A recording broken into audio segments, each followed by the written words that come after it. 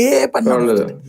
అధిష్టానానికి మళ్ళీ వీళ్ళల్లో అలకలు, ఆగ్రహాలు, కొట్టుకోవడాలు, తిట్టుకోవడాలు ఇది నడుస్తుంది. మళ్ళీ ఇక్కడ బిగిన్ అయ్యే శత్రుత్వాలు ఆ తర్వాత పతాక స్థాయికి చేరుతాయి. ఒకే ఏరియాలో ఇద్దరు నాయకులు ఉన్నారు. ఆ ఇద్దరు నాయకులు ఒకళ్ళ ఏరియాకి అవకాశం ఉంది, ఇంకొక ఏరియాకి రాలేదు. దాని మీదనే రచ్చ. మళ్ళీ ఒకళ్ళకొకళ్ళు పార్టీని నాశనం చేయాలనుకుని చూసుకోవడం, లేదా అవతలను దెబ్బతీయాలని చూసుకోవడం, ఇదంతా ఉంటాయి. కాబట్టి ఈ ఆస్పెక్ట్ కరెక్ట్ ఒకటి. రెండవ కోణం చూస్తే ప్రభుత్వం భయపడుతోందా వైసీపీని చూసి అని అనుమానం వస్తుంది. ఎందుకు అంటే ఇందులో రెండు కోణాలు ఉన్నాయి. ఒకటి, జగన్ టైంలో ఏకగ్రీవాలు నడిచినాయి, విపరీత ఏకగ్రీవాలు. దాదాపు 40 to 50%. తిరుపతి అయితే దాదాపు 100కి 95% కదా అప్పుడు. అసలు ప్రత్యక్ష ఎన్నికలు 2, 3 జరిగినట్టున్నాయి అక్కడ. నెల్లూరు మరీ అరాచకం అక్కడ.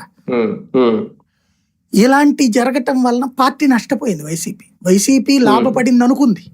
కానీ ఏం చేశారు, ఏకగ్రీవాలు అనేటప్పటికి, అంటే నువ్వు ఎక్కువ తెస్తావా అనేటప్పటికి ఎలక్షన్లో పోటీకి పోకుండా ఆ ఎలక్షన్కి అయ్యే ఖర్చు డబ్బులేదో వీళ్ళకి ఇచ్చేశారు, అవతల వాళ్ళకి ప్రత్యర్థికి ఇచ్చేసి మేనేజ్ చేశారు.